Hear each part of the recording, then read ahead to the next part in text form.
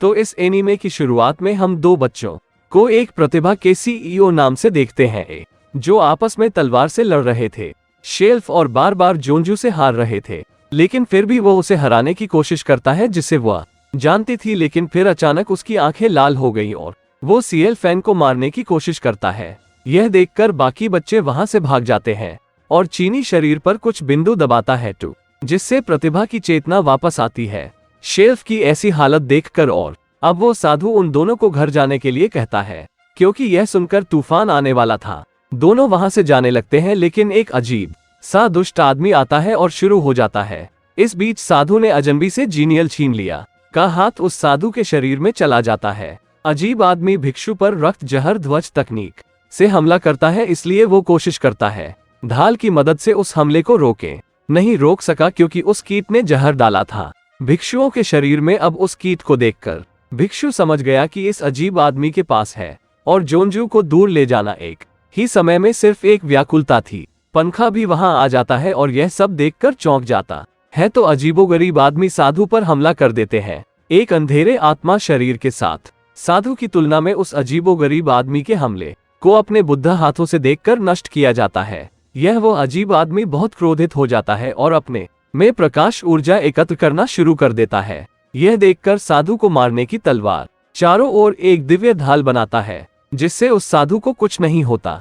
और फिर वो अजीब आदमी समझता है कि वो साधु को नहीं हरा सकता, क्योंकि वो ऐसा है में विष होने पर भी शक्तिशाली, ताकि अजीब आदमी वहां से भाग जाए। अब वो खुद एक साथ एक तरकीब लेता है, जिसके बाद साधु सोचने लगता है कि कैसे पंखा देखने के लिए उसे अपनी शक्तियां देनी होंगी, मुसीबत से बचा सके और बड़े होकर साधु बन सके। उस कीड़े के जहर से मरने वाला था। अब साधु अपने आप को और अपने होश में लाकर उससे पूछता है कि क्या आपको वही शक्ति चाहिए। सोशल फैन का कहना है कि हाँ। यह सुनकर साधु खुद से कहता है, और मैं तुम्हें दे दूंगा, लेकिन आपको मुझसे वादा करना होगा कि आप उन शक्तियों के बारे में किसी को नहीं बताएंगे। उन शक्तियों का अभ्यास करें। अब देखें, खुद के बंदर और एक गोली से सहमत है और कहता है कि आपको पता चल जाएगा कि यह गुप्त है। धीरे धीरे सोशल फैन अपने पास गोली रखता है। अब स्वयं ले लो और अपनी शक्तियों को स्थानांतरित करने के लिए, लेकिन उसे लेने से पहले वो स्वयं को बताता है, और यह कि मैं तुम्हें अपनी शक्तियां दूंगा, लेकिन तुम्हें उन्हें सीखने में समय लगेगा।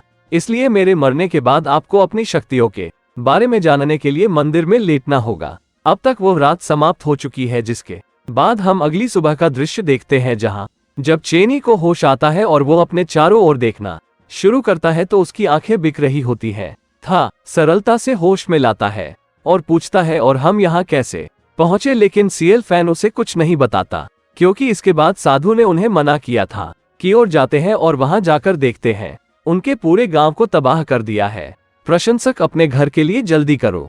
उसे पता चलता है कि उसके माता पिता भी इसे देखकर मर चुके हैं और बेहोश हो जाते हैं और डर जाते हैं। जब वो अगले दिन होश में आता है तो वो असली को गले लगाता है, रोने लगता है। तब उनके राज्य के राजा का एक दूत आता है, जो उन दोनों को राजा के पास ले जाने लगता है। सीएल फैन की सीढ़ियां राजा के महल का गार्ड, क्योंकि वो क्लब फैन के अंदर बहुत अधिक ऊर्जा महसूस कर रहा था, पास से पहरेदार अजगर को भेजता है।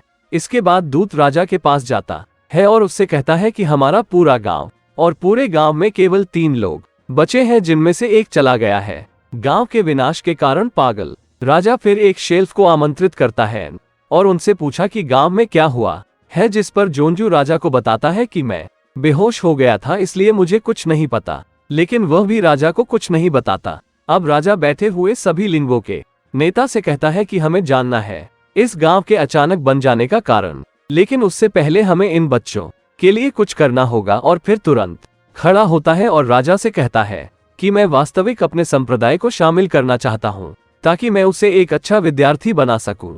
इसके बाद ड्रैगन सेक्स का नेता जबरन खुद को सौंपने लगता है डोजी संप्रदाय, क्योंकि उन्हें लगा कि अल्फा उद्देश्य यह देखकर बहुत कमजोर था। डोजी संप्रदाय के नेता हुए नाराज, लेकिन तब राजा अपना निर्णय देता है, एजेंडा ड्रैगन संप्रदाय और खोपड़ी में जाएगा। जब उन्हें इस बारे में पता चलता है तो टीयर शेल्फ एक सरल बहुत दुखी हो जाता है, लेकिन उनके पास है आगे अपने ही संप्रदाय के नेता। जब सीआरएफ और अपने संप्रदाय तक पहुंचता है, स्टू उस सेक्स के बाद से सीएल फैन को परेशान करना शुरू कर देता है। लेकिन फिर दूसरे नेता की बेटी, जिसका नाम मिस जेनी था, वहां आती है और वो सभी छात्रों से कहती है कि अगर उसने सीएल फैन को परेशान किया तो यह सुनकर वो एक नेता से शिकायत करेगी। छात्रों ने सीएल फैन को परेशान करना बंद कर दिया।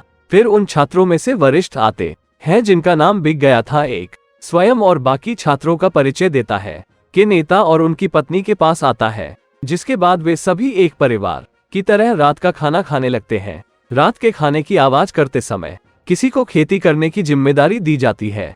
प्रशिक्षण सीएल प्रशंसक अब हर कोई सो रहा है। शेल्फ और भिक्षुओं की शक्तियों का अभ्यास करता है, क्योंकि साधु ने कहा था कि पंखे को इन शक्तियों के बारे में किसी को नहीं बताना चाहिए। अगले दिन शेल्फ और जागने के बाद मिस वो जानती थी कि शेल्फ और पीले नाम के कुत्ते से मिलवाती है, और उस कुत्ते ने मिस के सभी शब्दों का पालन किया। जल्द ही नया देखे आवाज वहां पहुंचे और जानती थी कि एक बांस के जंगल में जाना है। बांस के जंगल में पहुंचने के बाद अब प्रशिक्षण के लिए ध्वनि के साथ मिस वो जानती थी कि वो शेल्फ दिखाती है और कुछ बांस की खरीदारी कर रही है, जिसे वो बड़ी आसानी से काट तो लेती थी, लेकिन पंखा भी नहीं काट पा रहा था। स्तोत्र को देखकर स्वयं को बताएं, और यह कि ये विशेष प्रकार के बांस हैं। इस सीएल फैन को सुनकर अब प्रैक्टिस करने लगे। कुछ साल ऐसे ही बीत जाते हैं और अब पंखा बड़ा हो गया था और वो उन बांसों को बहुत आसानी से काटने में सक्षम था।